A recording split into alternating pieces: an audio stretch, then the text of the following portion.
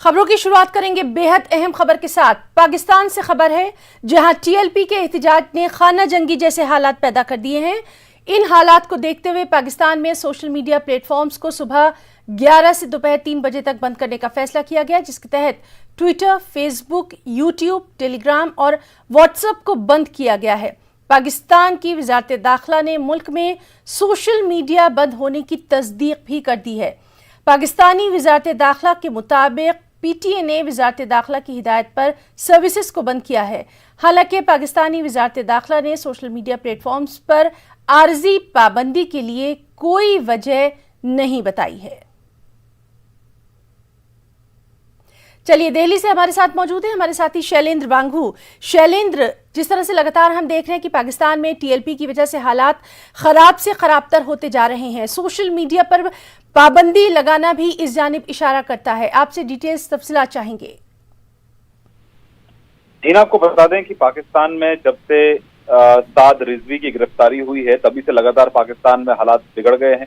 वहां पर लगातार प्रोटेस्ट हो रहे हैं, कई लोगों की जान जाने की भी खबर है और लगातार कोशिश की जा रही है इस तरह के प्रोटेस्ट को कंट्रोल करने की। हालांकि हमने देखा है कि टीएलपी के साथ जो बाकी तंजीमें हैं, जिसमें एक आतंकी संगठन टीटीपी तहरीक तालिबान पाकिस्तान भी शामिल है, उन्होंने भी समर्थन दिया है।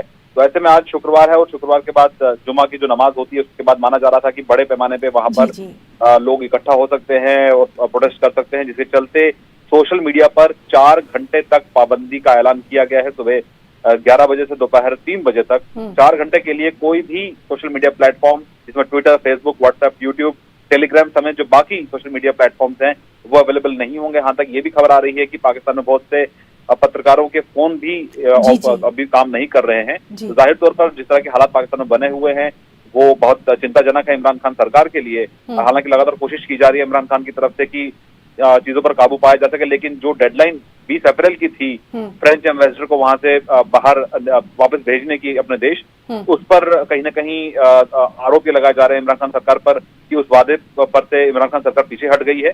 और वहीं कल भी ये खबर सामने आई थी कि फ्रेंच एम्बेसी जो पाकिस्तान में इस्लामाबाद में है, उन्होंने सभी फ्रेंच नेशनल्स को तुरंत देश छोड़ने के लिए भी कहा है। तो जाहिर तौर पर हालात बहुत नासाज हैं पाकिस्तान में, पड़ोसी देश में। और वहीं सिख जत्था, जिसमें 1000 श्रद्धालु शामिल हैं, वो भी इस वक्त ननकाना साहब में मौजूद हैं। उनकी सुरक्षा को लेकर भी भारत सरकार लगातार नजर बनाए हुए है और पाकिस्तान सरकार से संपर्क में बने। जी शैलेंद्र बांगू, बहुत बहुत शुक्रिया आपका तमाम तर तफसीलात देने